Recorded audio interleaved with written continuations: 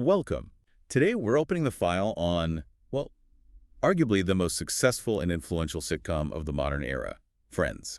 It's hard to overstate its impact. We're going to be doing a focused examination using a whole body of material that details this show's decade-long run, its production, the financial side of it, and how it really left a mark on culture. Right. And our goal here is to figure out how the show became one of the biggest television shows of all time. What was the secret sauce? So just for context, we're talking about a show created by David Crane and Marta Kaufman.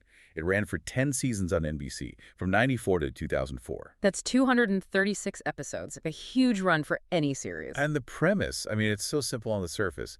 6 friends in their 20s and 30s just living their lives in Manhattan. Exactly. Jennifer Aniston, Courtney Cox, Lisa Kudrow, Matt LeBlanc, Matthew Perry, and David Schwimmer. The idea for it all started back in late 1993. The working title was actually Insomnia Cafe. Right, which sounds like a much different, sort of darker show. It does. But they pitched it with this 7-page treatment. And the core idea was there from the very beginning. It was about sex, love, relationships, careers. A time in your life when everything's possible. And this is the key line. And it's about friendship, because when you're single and in the city, your friends are your family. That concept, friends as your chosen family, that was the thesis. And it really set it apart. They also went through a few other titles, Friends Like Us, 6 of 1. Before landing on just Friends.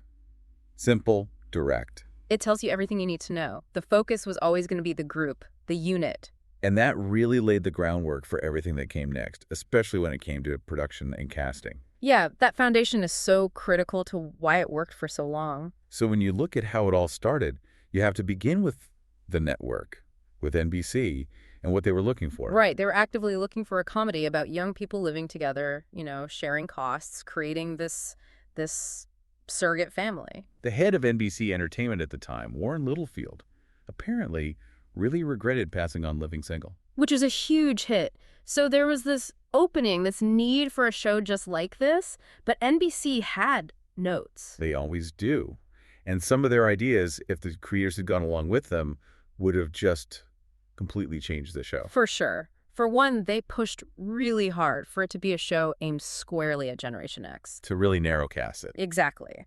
But Crane and Kaufman, they stood their ground. They knew the themes were universal, and they insisted it should be a series everyone could enjoy. But the most surprising note was the push for an older character. Oh, this is the big one, Pat the Cop. Pat the Cop. So this was a real idea. A very real idea. The network wanted this older, wiser figure who could come into the coffee house and, give the 6 of them advice, ground the show for older viewers. Wow. So it would have been a standard sitcom trope. The wise elder guiding the confused kids. It would have. And Crane and Kaufman fought it hard. They knew it would undermine the entire premise of the show. Which was that these 6 people only have each other to rely on. Exactly. There is no older mentor. They have to figure it out together.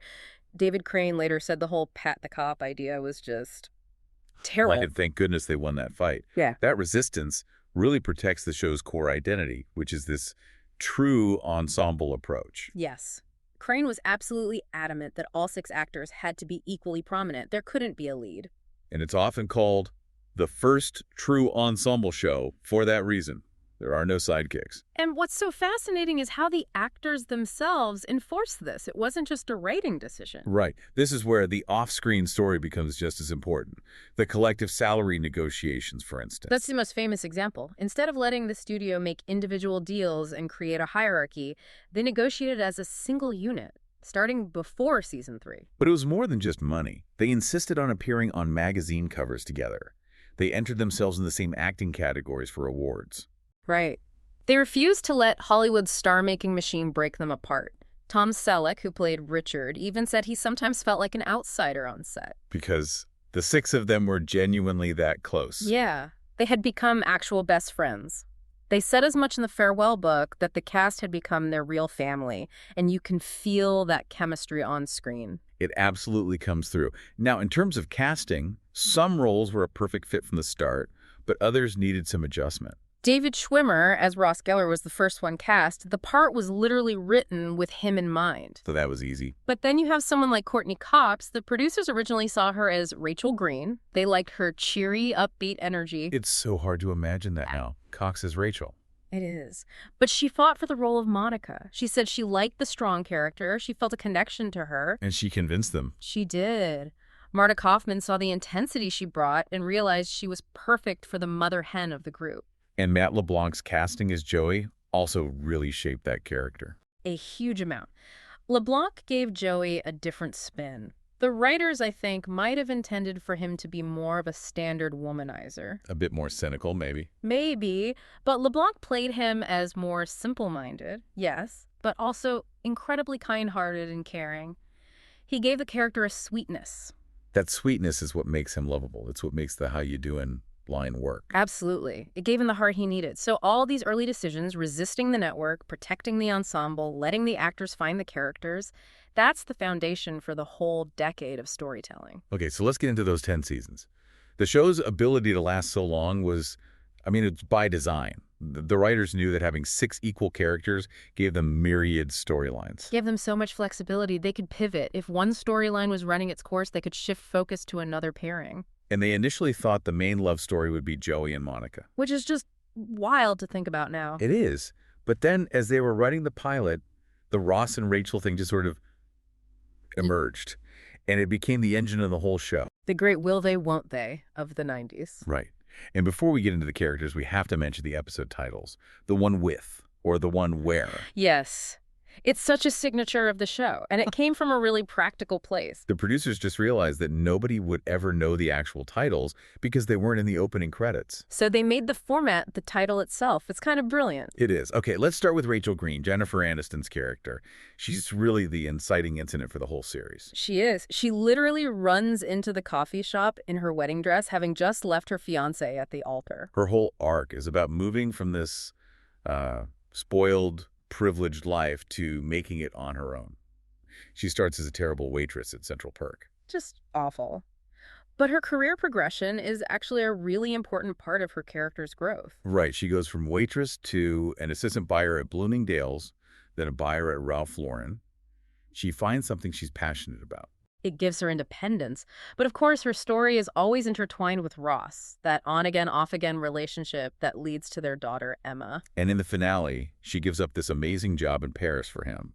That's still the point of debate for a lot of people. Oh, for sure. Was it romantic, or did she give up her hard-won career? It's a complicated ending for her arc. Then you have Ross, David Schwimmer. Mm-hmm. The geeky paleontologist brother. And his whole deal is this desperate search for stability that is constantly, hilariously undermined by his own life. His 3 failed marriages. It's the show's biggest running joke. It really defines his character. First, there's Carol, who realizes she's a lesbian. They have a son, Ben, and manage to co-parent. Then Emily, the disastrous London wedding. The moment he says Rachel's name at the altar, it's an all-time classic TV moment of catastrophe. And finally, the drunken Las Vegas marriage to Rachel herself. It's like he's cursed. Exactly. It makes him this perfectly tragic comic figure. You feel for him, but you also can't help but see the humor in his constant romantic failures. Now let's talk about the anchor of the group, Monica Geller. The mother hen, played by Courtney Cox. A perfectionist, super competitive, obsessed with cleaning, a chef by trade. Her journey is really about learning to deal with imperfection, both in her life and in her relationship. Yeah, you see that with her big early relationship with Richard Burke, who is 21 years older than her. A huge age gap. Yeah. And it ultimately didn't work because he didn't want more kids. Right. But it set the stage for her most important relationship, Chandler. Which started as a one-night stand in London. A complete shock to the audience. A total shock. And it grew from the secret hookup into the most stable, loving relationship on the show. They get married in season 7. And in the finale, after they find out they can't conceive, they adopt twins, Jack and Erica. It's a beautiful end to her story. Their relationship really becomes the emotional heart of the show in the later seasons. It does. And that brings us to Chandler Bing, played by Matthew Perry. His comedic timing pretty much defined a generation. That sarcastic sense of humor, he used it as a defense mechanism for everything. Which, you learn, comes directly from his very strange family history. Oh, yeah. His mother is an erotic novelist, and his father is a gay, cross-dressing Las Vegas star. It explains so much about why Chandler is the way he is. All his issues with commitment and emotional intimacy. It's all rooted in that childhood. And his job, too. He's stuck in this statistical analysis job that he hates. He finally quits in season 9 to become a junior copywriter, which is a huge step for him, finding a purpose professionally right as he's found it personally with Monica. He and Monica together, they were just a perfect pairing, her intensity and his laid-back sarcasm. Let's turn to Joey, Matt LeBlanc, the struggling actor who is also, a huge womanizer. But a lovable one, and that's the key. He's famous for playing Dr. Drake Ramoray on Days of Our Lives. And for his catchphrase, of course. How you doing? But the writers were so smart to balance his womanizing with this deep sense of innocence and loyalty. He's simple, but he has a huge heart. His friendship with Chandler is one of the best parts of the show. It really is. And even when they tried to pair him up with Rachel in season 10, it didn't feel right. No, they were better as friends. Yeah. So he's the only one who ends the series single. Which feels right for his character. He's still on his own journey. And finally, Phoebe Buffay, Lisa Kudrow. The weird, eccentric one. The wild card. A masseuse, a vegetarian, a musician who sings these bizarre songs like Smelly Cat. Her backstory is by far the darkest. Her mother committed suicide. She lived on the streets. It's really tragic. It is, but it gives her this amazing resilience. She's seen the worst of the world, so she's not afraid to be exactly who she is. And she has some of the biggest storylines. In season 4, she acts as a surrogate for her half-brother and gives birth to triplets. An incredible act of kindness, and she eventually finds her own happiness, marrying Mike Hannigan in season 10. She gets her own quirky, happy ending. So when you look at all these characters, the writers use their relationships to create these huge show-defining moments. The big one is obviously the "we were on a break" fight between Ross and Rachel. That argument became a cultural phenomenon. It fueled their dynamic for years. It did. Then in season 4, you get the London trip. Ross's wedding to Emily goes up in flames, but it's also the beginning of Monica and Chandler. A brilliant pivot. It gave the show a whole new romantic energy for the second half of its run. Then in season 8, Rachel's pregnancy is revealed, and the father is Ross. It forces them into a new, more mature phase of their relationship. And near the end, you have Monica and Chandler's adoption storyline and the brief attempt at a Joey and Rachel romance. Right. It all showed the characters moving into true adulthood, facing real-life challenges that couldn't just be solved with a witty one-liner at a coffee shop. That's what gave the show its legs. What's just as remarkable as the creative success is the show's, its sheer financial power. It wasn't just a hit show, it became a business model. And that whole story really hinges on the cast's unity. Their collective negotiation strategy changed everything. Let's walk through that because it's pretty stunning. Season 1, they're making around $22,500 an episode. Which is pretty standard for a new show. In season 2, their salaries were all different, which is what the studio wants. It creates competition. Right. But before season 3, they banded together. They said, we all get paid the same, and we all get paid what the lowest paid person is making. It was a revolutionary move. And their salaries jumped to $75,000 an episode for everyone. And it just kept going up from there. But the really big jump came for the final seasons. Absolutely. For seasons 9 and 10, they were each making $1 million per episode. $1 million an episode. At the time, that made Aniston, Cox, and Kudrow the highest paid TV actresses in history. But even that wasn't the biggest prize they won in those negotiations. The truly game-changing part was the syndication royalties. Can you explain for our listeners why getting a piece of the syndication pie was such an earthquake in Hollywood? Sure. So syndication is when reruns of the show are sold to other networks. It's where the real long-term money is made. And usually that money only goes to the creators or producers, people with an ownership stake. Exactly. Actors, even big stars, almost never got a piece of that back-end profit. But the Friends cast, through their collective power, managed to secure a 2% share of the syndication income. 2%. And given how much the show is made in reruns, that has to be a staggering amount of money. It is. The show still generates about $1 billion a year for Warner Bros. $1 billion. A year. A year. And that 2% share means each of the 6 main actors receives about $20 million annually, just from residuals. Wow. So their strategy didn't just make them rich at the time, it set them up for life. It's arguably the most successful salary negotiation in the history of television. And it was all because they stuck together like a real family. The ratings reflect that power. I mean, all 10 seasons finished in the top 10. Which is incredibly rare. But what's even rarer is that the show's ratings actually peaked in its 8th season. That's very unusual. Most shows are fading by then. Why did it peak so late? Well, a couple of reasons. The storylines were really strong then. Monica and Chandler's wedding, Rachel's pregnancy. But there was also a major external event. You're talking about September 11th. Yes. The sources point out that in the aftermath of the attacks, the show's ratings went up 17%. So it became a kind of comfort food television for the country. Precisely. It was a safe, funny, familiar place people could go to during a really dark and uncertain time. And that all led to the series finale being this huge national event. Massive. It was watched by about 52.5 million people in the U.S. That makes it the 5th most watched finale in TV history. And the most watched TV episode of the entire 2000s. The ad rates for that episode were astronomical. $2 million for a 30-second commercial. More than the Seinfeld finale. More than Seinfeld. It was just a money-printing machine. And one quick production note that I think is important. Go ahead. The show was famously set in New York, but it was never shot there. It was all filmed in Burbank, California. And that was a deliberate choice, right? Oh. It was. They felt the live studio audience was essential to the show's rhythm and comedy, and it was just easier to manage that consistently on a soundstage. So the chemistry, the timing, the business savvy, it all came together to create this absolute juggernaut. It's the perfect storm. Beyond all the money and the ratings, though, there's the cultural legacy. The show genuinely changed things, from fashion to the way people talk. It really did. You have to start with the hair. The Rachel. Of course. Jennifer Aniston's hairstyle became a global phenomenon, one of the most requested haircuts of the 90s. The stylist who created it even said he kind of regretted it because it was so difficult for people to maintain at home, but that just shows you the level of influence these characters had. And then there's the language. Joey's catchphrase, "How you doing?" obviously became part of the slang. A huge part, but the linguistic impact goes even deeper than that. What do you mean? Well, a study found that the characters use the word "so" as an intensifier, like, "that is so funny," more than any other word.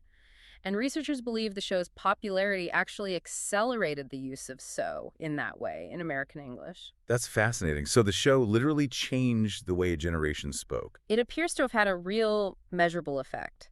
And you can also see the influence of Chandler's specific sarcastic delivery on people's comedic timing. That kind of ending a sentence with a question, that inflection. Exactly. That cadence became really popular. The show also had a huge impact on lifestyle. Yeah. Really championed this idea of an alternative family. Right. It presented this idea that your friends are the family you choose, and that for a certain time in your life, that's all you really need.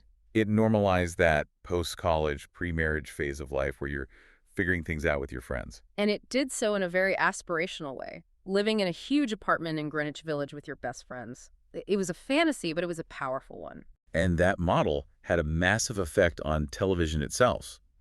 It basically created a whole subgenre of sitcoms. The hangout sitcom, shows like How I Met Your Mother, The Big Bang Theory, New Girl. They all follow that same basic template. A group of funny friends navigating life and love together. Friends provided the blueprint. And its global reach was so huge that it also became this accidental language learning tool. Right, I've heard this. People learning English by watching the show. Yeah, famous examples include the football manager Jurgen Klopp and RM from the band BTS. They've both said the show helped them learn conversational English. Because the dialogue is relatively simple and the situations are relatable. Exactly. The industry itself recognizes its impact, too. A Hollywood Reporter survey in 2015 asked 2,800 industry professionals to name the favorite show of all time. Then they picked Friends. They picked Friends, number one. And we can't forget the physical legacy, Central Perk. That coffee shop set is now a permanent part of the Warner Bros. Studio tour. People get engaged there. And it spawned this whole global business of replicas. There are Central Perk-themed cafes all over the world. There's one planned for Times Square in New York City. It's a fictional place that's become completely real in our culture. That's incredible. So as we come to the end of our analysis here, let's talk about how they managed to wrap it all up. Ending a show that big is so difficult. It's almost impossible to please everyone, but the creators were very careful with the finale, the last one. I read they looked at the finale of the Mary Tyler Moore Show as their inspiration. That was their gold standard. They wanted an ending that was true to the characters and a little bittersweet, not some huge gimmicky cliffhanger. So a lot of the most emotional scenes were filmed without a live audience. Right, to avoid spoilers and to let the actors have those genuine emotional moments. David Schwimmer said it felt like a sense of a new beginning for the characters. And that final scene is just iconic. Everyone leaving the empty apartment together to go get one last cup of coffee. The shot of the keys on the counter and then the purple door closing for the last time, it's a perfect ending. It was the end for the show, but not quite the end for one character. There was the spin-off Joey. Yes. Matt LeBlanc took the character to Los Angeles to try and make it as an actor. But it only lasted 2 seasons. It didn't really work. Why not? Well, one of the original executive producers, Kevin S. Bright, had a theory. He felt they took the character in the wrong direction. How so? He said that on Friends, Joey was a womanizer, sure, but he was also this incredibly loyal, solid friend. You could always count on him. He was the heart. He was, but on the spin-off, without the other five to ground him, those quirks became his whole personality. He became this pathetic, mopey character who couldn't get a job or a date. So he lost the thing that made him Joey. He lost his core. It really proves how essential that ensemble was. No single part was greater than the whole. And that brings it all back to the central theme of the show, the chosen family. Right. The show was always about that idea, and we've seen how that idea of the ensemble also drove its real-world success. The collective bargaining, the shared wealth. It mirrored the show's own philosophy. It did. And that brings us to a final thought for you to consider. We know the show makes about $1 billion a year for Warner Bros. In syndication. And because of their deal, the 6 actors still get about $20 million each from that every year. That shared real-world success is staggering. So the question is this. How does that unique business structure reinforce or maybe even complicate the show's theme of a shared family success? Did the on-screen family inspire the off-screen business triumph, or was it all just a matter of perfect timing and market leverage? Something to think about. An incredible story of art, culture, and commerce all coming together. A true phenomenon. Thanks for listening.